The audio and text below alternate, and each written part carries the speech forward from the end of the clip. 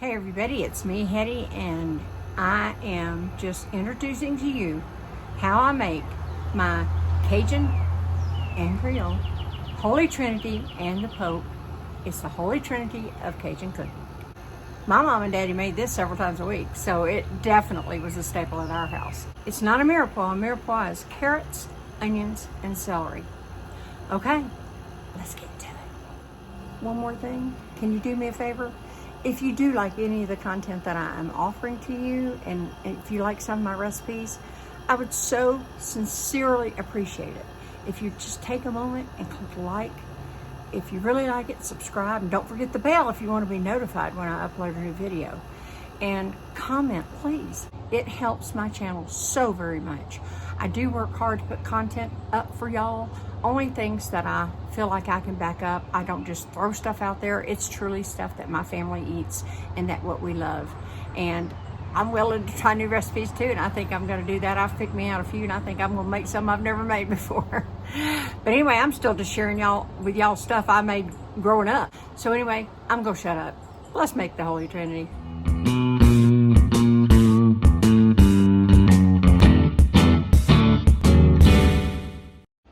Today, let me share with you how I make my Holy Trinity.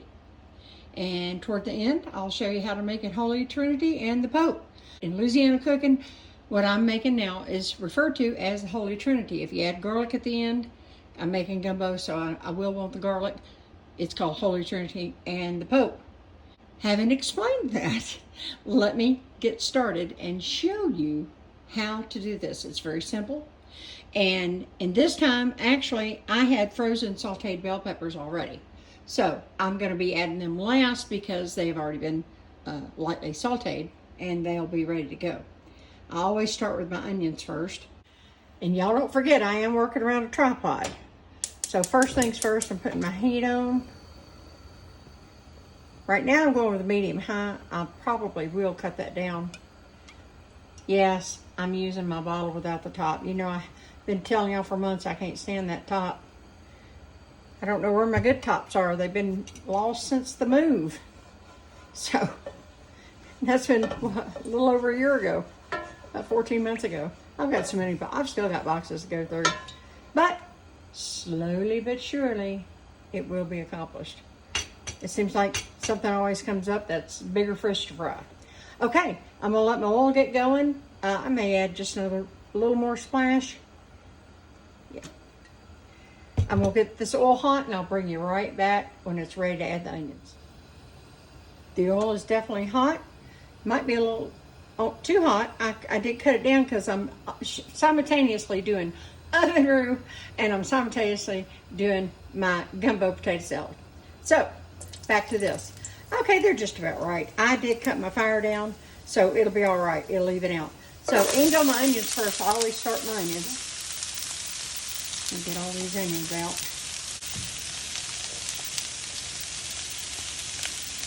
Uh-oh, making a mess. Fix that off my finger a little too aggressively. All right. Then, of course, we're sauteing. So I'm not going to get these onions to doneness. I'm strictly going to just get them going. So we'll probably go about, I don't know, 3 to 4 minutes. When they start to get to the softening stage, that's when my celery will go in next. So there you go. I'll bring you back and give you an update. It's been in between 4 and 5 minutes, not exactly. I mean, you can't time everything exact. That's just a fact. So I'm at about the right time.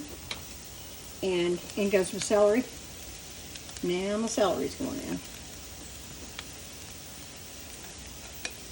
And I like mine diced small, maybe not quite a minced, but definitely not huge chunks.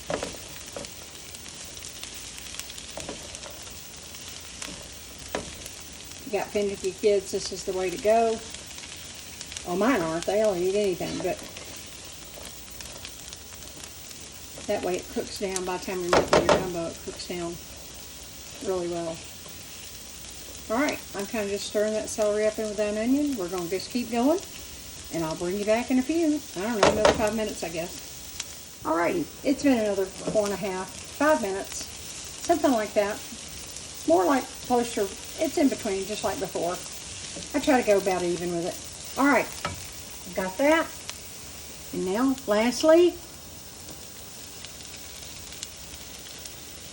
in goes. Now I told y'all these were already sauteed. So, but they have been in the freezer. I let them sit out for a little bit so I can get them out and put them in this bowl. So I can get them all out. There we go. Then I'm gonna just incorporate them in. As you can see, the quality of these bell peppers, even though I sauteed them and froze them, they are beautiful, just like I just sauteed them just now. This smells so good, y'all.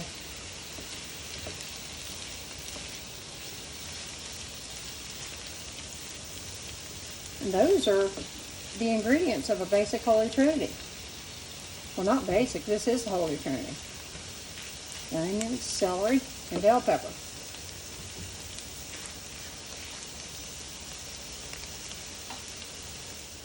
By the way, now that I've added in my bell peppers, I wanted to make note. At first, I start off sauteing. Once I get this in, now I'm going to cook this on low for a little while. So it's on low. I'm not wanting it to brown, anything like that. We're not caramelizing onions, none of the above. So as you can see, this is a beautiful color. It's not a mirepoix. Mirepoix would be onions, celery, and carrots. The basic mirepoix. Similar, but not the same. So, this is the basics of so much good cooking. Especially Louisiana cooking. But, I mean, this is a staple at the house. I mean, I don't remember there wasn't a time we weren't making it.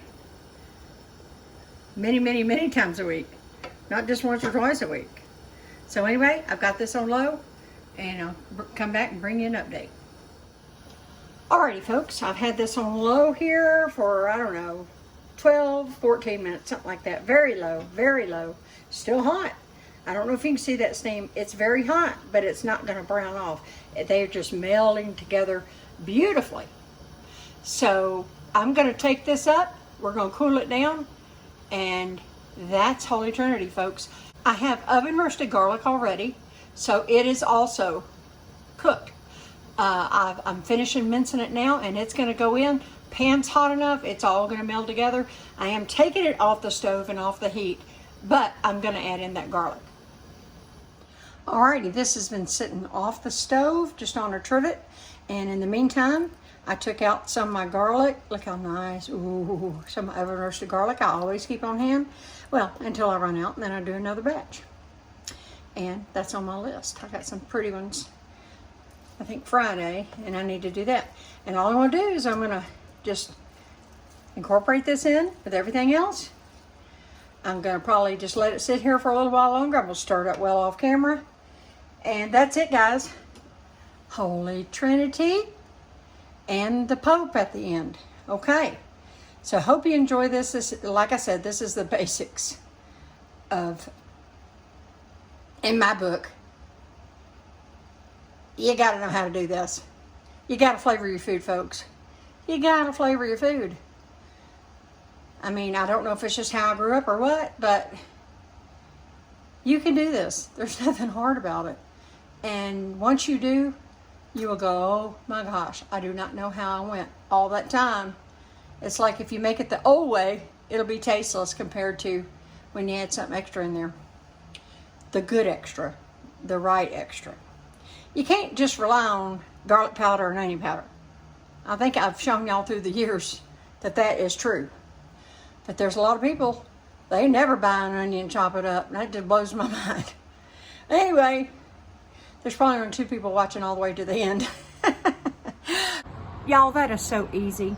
And I may have said this, may not have, don't remember. But a lot of times I make a double batch. And like I've tried to teach y'all about your bell peppers, your onions, your garlic, all that stuff that you can prep ahead and have a wonderful meal during the week that tasted like you cooked for hours and you didn't. So I do freeze a lot, half of mine, quite a bit. I mean, I use it up quick, but I also do freeze it, and then I don't have to do it again. It's not a double do. It's a one-time deal, 2 for. So anyway, I appreciate you watching.